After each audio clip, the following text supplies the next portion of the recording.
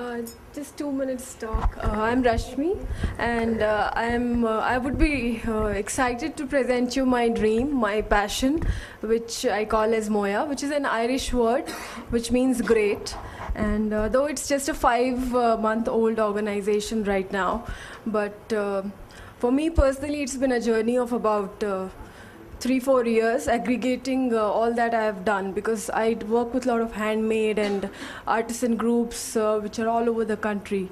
So I would say it's like my labor of love. So I would like all of you to see this video which I've put together, and then I would talk further after that. Yeah, sure. You can play that.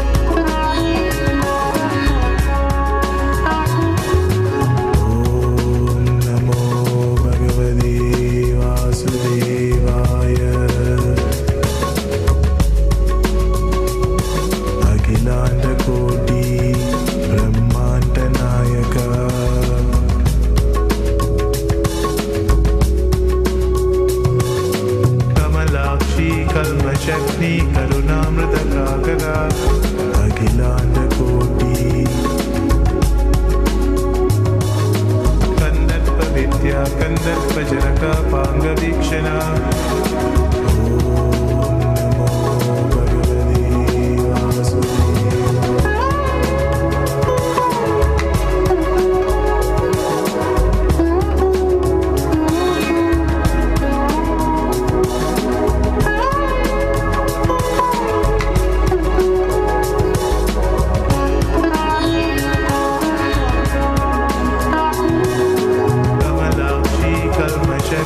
करुणामृत Kakra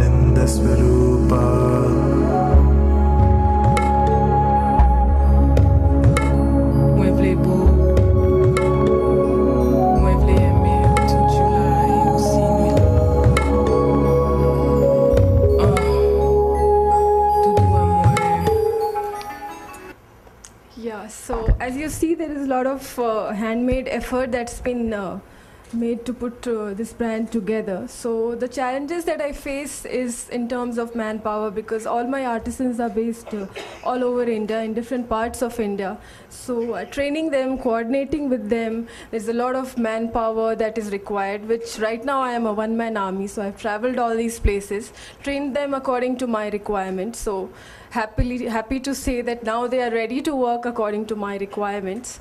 But yeah, I'm looking forward to a lot of investment through different channels where I could give a platform to these artisans who are working so hard to keep the skills of India, what India is known for, alive, for us to celebrate it.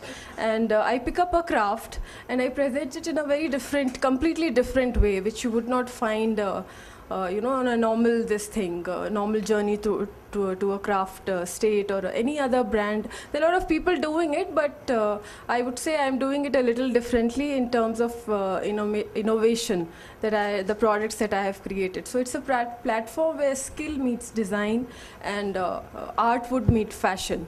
So it's more contemporary in so to say. So yeah. That's in short. I won't take much time because we are running short of time. Thank you.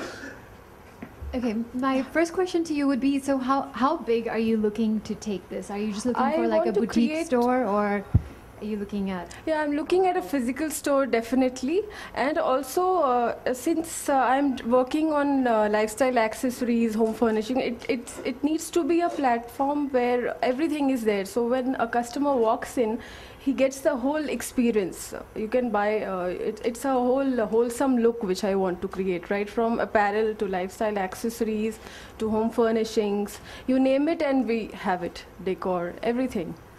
So that's how I have planned it. So right now I have a product range in each of these categories. There are a few brands who are doing it, like if you heard of India Circus. So they are on a different model. They are not doing handmade, but if you see that same essence of craft and art is there in all its products. So the same thing I want to create in handmade, which is very difficult to create, but yeah, nothing comes easy.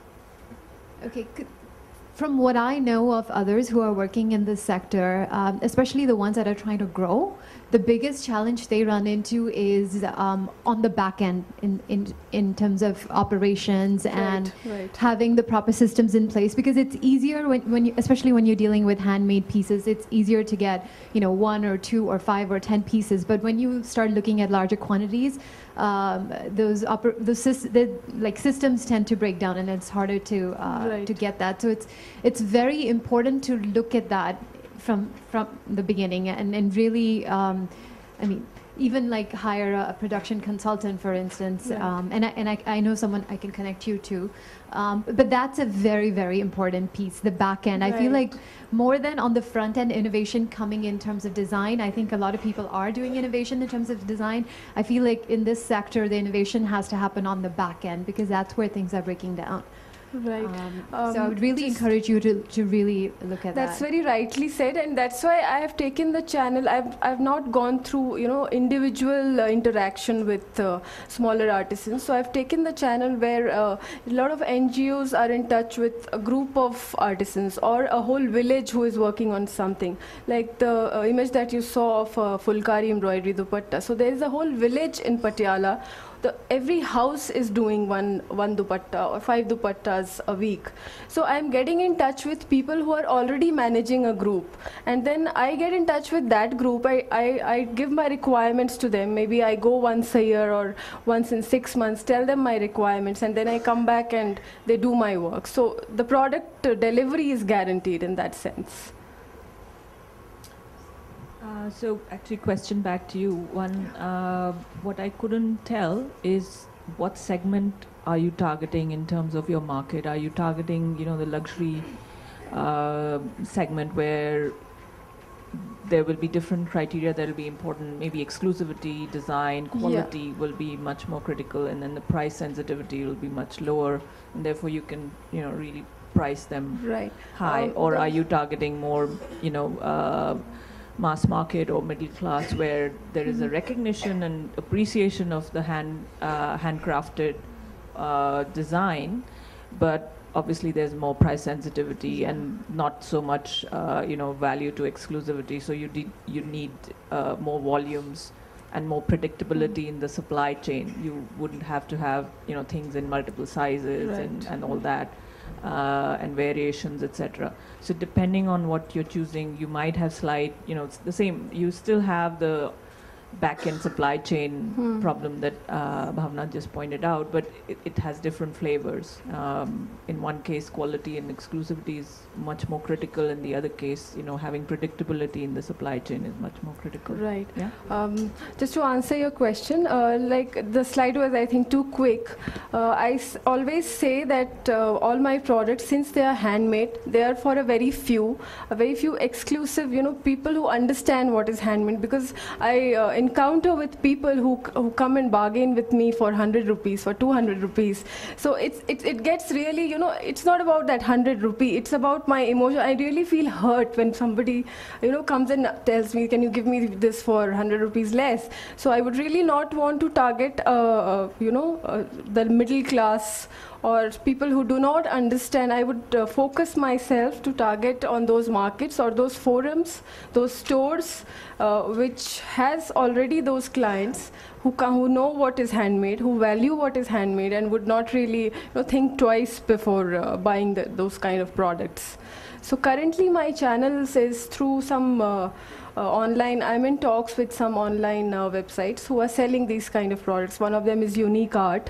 So they are marketing themselves as handmade products, and in that area. And there are other people who I am in talks with. So I would not want to put myself to an Amazon.in or Flipkart.com. I would not want to be there, even if they would offer. Yeah. So you might want to look at more export-oriented channels as well. Yeah, right. Nothing much to add. It's just that the market seems to be sort of will relate to your product more like in the Fab India sort of format, and your challenge is going to be I don't know if you've seen the US site fab.com, which basically is unique designs coming in afresh every time. Right. So I think you should move away from templatized products to sort of focusing on unique products, right? In some sense, and so there's something fresh that people come back to you for, because otherwise there's too much clutter around these. There's just hundreds of you folks doing it in a small scale. So if we go to Kala Ghoda Festival in Bombay, there are 20, 30 such stores, and so to stand and build a brand like that is a little challenging on a small format. So if you're going online, I think you should stand for something unique designs, unique handmade stuff, and be in the forums which relate to that. I'm saying don't even go to the street festivals where you get caught in that clutter. I would argue that. Yeah. Thanks. Right. Thank you so much. Thank you. Okay, I have a small request before I move on. I think Shalini has to go, and we're going to give her trophy to her. Karthik, I think you should do the honors, because I think she has a babysitter classes. All the best. Thank you. Thanks, Dan. Oh, one picture.